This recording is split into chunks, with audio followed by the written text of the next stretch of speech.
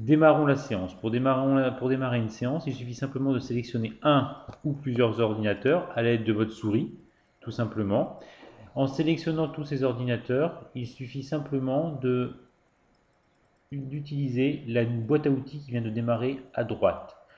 Première boîte à outils, c'est celle qui permet de démarrer, éteindre et de lancer un bureau sur l'ensemble des ordinateurs. Donc les fameux profils. Donc vous avez la possibilité de déconnecter et de revenir sur l'icône bleue, c'est-à-dire sur l'écran d'accueil pour tous les ordinateurs. Par exemple sur une séance précédente où les élèves ne sont pas déconnectés, tout est resté, on dirait en vrac sur les différents ordinateurs. Ça vous permet de réinitialiser tous les ordinateurs sur un menu identique et propre. Éteint permet d'éteindre à distance ces ordinateurs. Et en dessous, vous pouvez retrouver ici, là ce sont des exemples, différents bureaux accessibles, différents profils permettant d'être lancés sur les ordinateurs.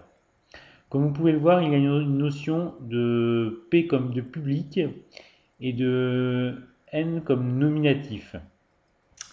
Donc, un profil public est un profil qui ne vous appartient pas. Comme vous avez pu le voir tout à l'heure, vous avez une possibilité de créer vous-même vos propres bureaux. Là, ce sont des bureaux publics, c'est-à-dire que c'est votre administrateur ou la personne en charge de votre serveur pédagogique qui vous les a mis à disposition.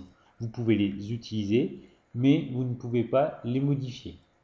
Un bureau nominatif et public est un bureau où les utilisateurs doivent s'identifier avec un login et un mot de passe pour se connecter sur l'ordinateur. On est vraiment dans le cas du dossier personnel élève où l'élève se connecte avec son identifiant et son mot de passe qu'il a reçu en début d'année. Et lorsque vous avez un bureau avec la fonction N juste devant, c'est un bureau qui vous appartient.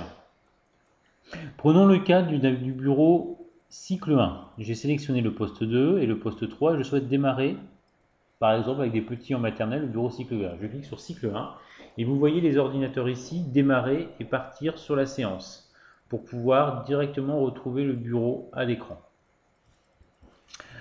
À partir de là, tous les ordinateurs vont avoir la même chose à l'écran, quel que soit le type de machine. Exemple, un portable, un ordinateur fixe, vous aurez exactement le même contenu à l'écran.